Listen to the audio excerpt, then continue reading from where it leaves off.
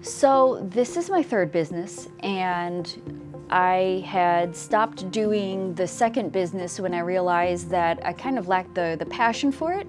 I knew that I wanted a business of my own, but I didn't know what I wanted that business to be yet. In my spare time, I started making different skincare products for myself. And over the course of a year, after I had already developed my own lab in my house, my own space to be running experiments and doing production, that this is what I care about.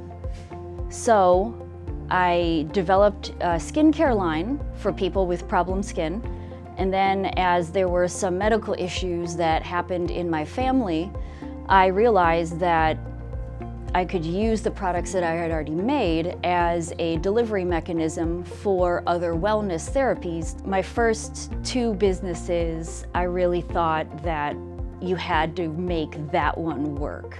And that was it, and it was really your only chance. And I really pressured myself more than I should have, and I had no balance to, the work-life balance.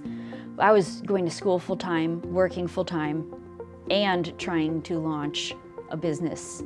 So I really just put too much pressure on myself, and it led to a lot of overload issues.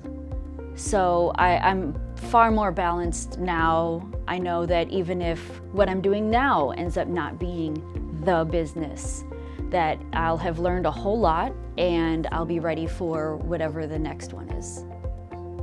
I would say don't worry about having the business that you're planning on now creating too much pressure for you or having to be the one that makes it. So you're going to learn a lot, and you're going to learn what you like and what you don't like. So just go through the business and make sure it is something that you're passionate about. But in the end, 5-10 years down the road, you might end up doing some different business that you had no idea about or that you didn't even know existed before. I think what is the most exciting is the open palette.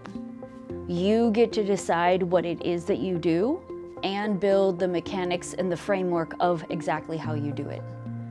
So it's all up to you, which can be a little overwhelming having too much choice. But as you start to focus down, you really start getting into the details and seeing them a little more clearly.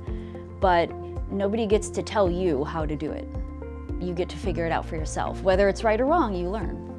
I really couldn't afford my own brick and mortar location. A lot of the hard costs are what I was trying to avoid.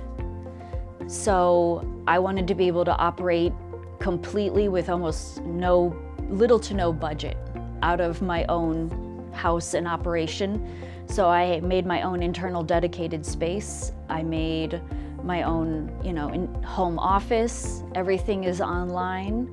But also I think the biggest way that I've been able to survive so far and keep growing is that I don't have a lot of those hard monthly costs to cover. So I've always loved photography. I've always loved writing. I've always loved being creative and learning. So what I brought into the business is doing all of my own photography. So I do all the product photography and different website photography. I do a lot of the ad copy and writing, all of the product write-ups. There's a whole lot that I do not know anything about. Graphic design, website design, coding, SEO, label making, shipping, marketing, branding, but I've had to learn a lot of that in order to be functional on my own to get to a point where you start hiring people or hiring help in various aspects that you're not good at. So some of it, I have learned that I like it, I enjoy it, I've learned more about it, and I'm proficient enough myself where I can do it and I'm fine. In other areas I've learned that is not my forte, and I definitely need help. And it's just not what I should be focusing my time on. It would be nice to have a budget to, hire a whole spread of people to help you right from the start, but that's generally not the case. So I made my first few websites. I designed my first few sets of labels.